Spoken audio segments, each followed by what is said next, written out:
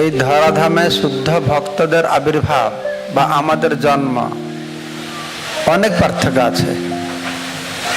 কেননা আমরা বদ্ধজীব, আমাদের কর্মফল নিয়ে আমরা এখানে এসে থাকি, কিন্তু সদ্গুরু তারা কর্মফল ভোগ করবার জন্য এই জগতে আবির্ভূত হন না। সদ্গুরু যারা রয়েছেন, শুদ্ধ ভক্তরা, তারা ভগবানের নির্দেশে এখানে আসেন। ভগবানের কিছু উদ্দেশ্য সাধন করবার জন্য তারা এখানে এসে থাকেন। তো সদ্গুরু কে? সদ্গুরু কি না ভগবানের করুণার মূর্ত বিগ্রহ। তারাই ধরাধামে অবতীর্ণ হয়েছেন। তো শ্রীল ভক্তিচরণ স্বামী মহারাজ, তো উনি উনার সব কিছু যে আমরা ভালোভাবে পর্যবেক্ষণ করি, উনার পাণ্ডিত্য, উনার কবিত্ব, সঙ্গীতজ্ঞ এবং সর্বোপরি উনার লেখা, কত গুণ আমরা গাইব। সর্বোপরি প্রভুপাদের কাছে যে উনি আত্মসমর্পণ যেভাবে করেছেন, আর তার থেকে আরো শ্রেষ্ঠ যে প্রভুপাদ যেভাবে শ্রীল ভক্তেশ্বর মহারাজকে নিজের বলে গ্রহণ করেছেন, এইসব হচ্ছে অত্যন্ত গুরুত্বপূর্ণ। তো মহারাজের বিভিন্ন গুণাবলী, তার রূপ, তার কথার ভঙ্গিমা, এই সব কিছু মধ্যে যে মাধুর্য রয়েছে, সেটা শুধু তার শিষ্যরাই যে অনুভব করেছে তা নয়, আমরা সবাই মহারাজের গুরু ভাইয়ের শিষ্যরা যে অনুভব করেছে তা নয়, ছিল ভক্তরূপ মহারাজের যারা গুরু ভাইরা রয়েছেন, মহারাজের গুরু ভাই যারা রয়েছেন, তারাও পর্যন্ত, এমনকি আমি দেখেছি কর্মী জগতের মানুষ পর্যন্ত যারা ভক্ত নয়, তারাও মহারাজেরকে দর্শন করে অত মুগ্ধ হয়। মহারাজের রূপের দর্শন, তার ব্যবহার, তার কথা বলা, যে কেউ লোক মোহিত হয়। সেজন্য আমি বলি যে মহারাজ হচ্ছেন অজাত শত্রু। অজাত শত্রু মানে যার কোনো শত্রু জন্ম হয় না। তো মহারাজের কেউ শত্রু জন্ম হতে পারে না। মহারাজ তার ব্যবহারে, সে তার যারা তার উপরে তারা গুরু ভাই যারা রয়েছেন, তাদের প্রতি যেরকম সম্মান, আর তার নিচে আমরা যারা রয়েছি, আমাদের প্রতি যে স্নেহ তিনি প্রদর্শন করেন, এটা সম্ভব হয় না যে মহারাজের প্রতি কেউ শত্রুতা আচরণ করতে পারে। এটা অজাত শত্রুর মতন ব্যক্তি তিনি এই জগতে এসেছিলেন। তো ভগবানের ইচ্ছায় এসেছেন। শিল প্রভুপাদের অত্যন্ত প্রিয়।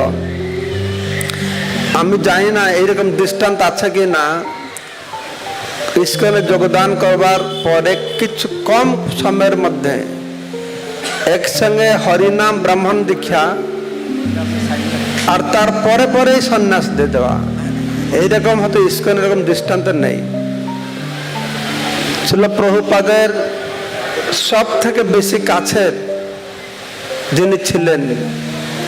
সেজন্য আমি বললাম, মহারাজ প্রভুপাদকে যেভাবে গ্রহণ করেছেন, তার কাছে আত্মসমর্পণ করেছেন, প্রভুপাদ সেই রকম মহারাজকে সম্পূর্ণরূপে আত্মসাৎ করেছেন, গ্রহণ করেছেন। তো আজকে মহারাজের শুভ আবির্ভাব তিথি। তো যদিও মহারাজ আমাদের সঙ্গে নেই, কিন্তু উনার আবির্ভাব তিথি যে মহানতা, শ্রেষ্ঠতা, যে শুভ মুহূর্ত, সেটাই জগতে থেকে যাবে। সেটা জগৎবাসীদের যুগ যুগ ধরে কল্যাণকর হবে। কেননা শুদ্ধ ভক্তের আবির্ভাবের মুহূর্ত সেই ক্ষণটা অত্যন্ত মঙ্গলদায়ক। কেন না শুদ্ধ ভক্তরা ধরাধামে আসেন যখন ভগবানের অন্তরে করুণার ভাব খুব বেশি প্রকট হয়, প্রকাশ হয় এই জগৎবাসীদেরকে উদ্ধার করবার জন্য। তো সেই করুণার মূর্ত বিগ্রহ রূপে শ্রী গুরুদেব এই জগতে জন্মগ্রহণ করেন। তাই মহারাজের আজকে এই শুভ আবির্ভাব তিথিটি আজ সারা জগতের কল্যাণের জন্য একটা তিথি। যেই তিথিতে মহারাজ এই ধরাধাম অবতীর্ণ হয়েছেন।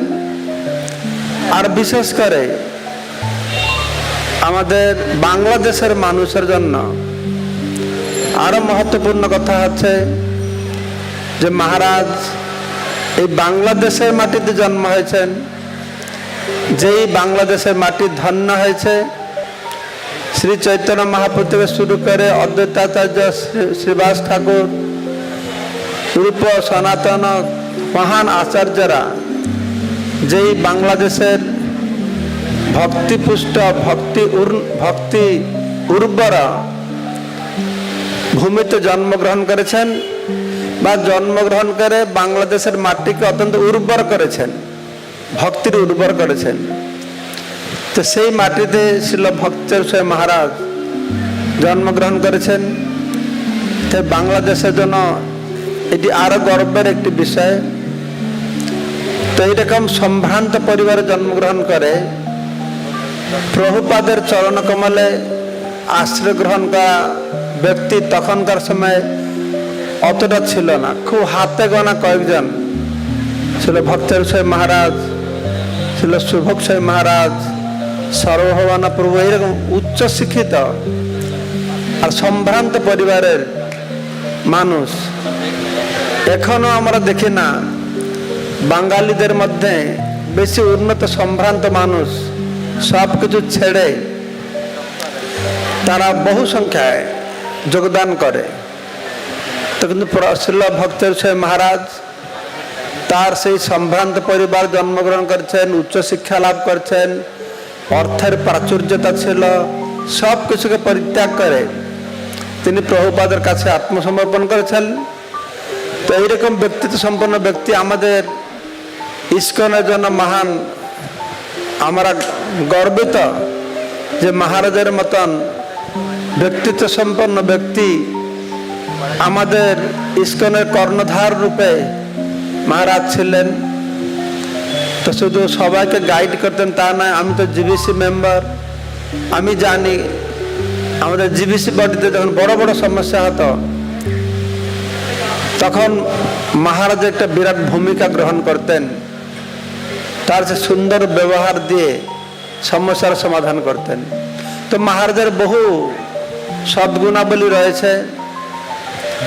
তো তার এই শুভ আবির্ভাব তিথিতে আমরা আরো ভক্তরা বলবেন, যেহেতু আমাদের আরো অন্য কার্যক্রম চলবে, তেমনি মায়াপুরেও চলছে, কুটিতে, সারা পৃথিবীতে সব বিভিন্ন মন্দিরে আজকে মহারাজের শুভ আবির্ভাব তিথি পালন হচ্ছে।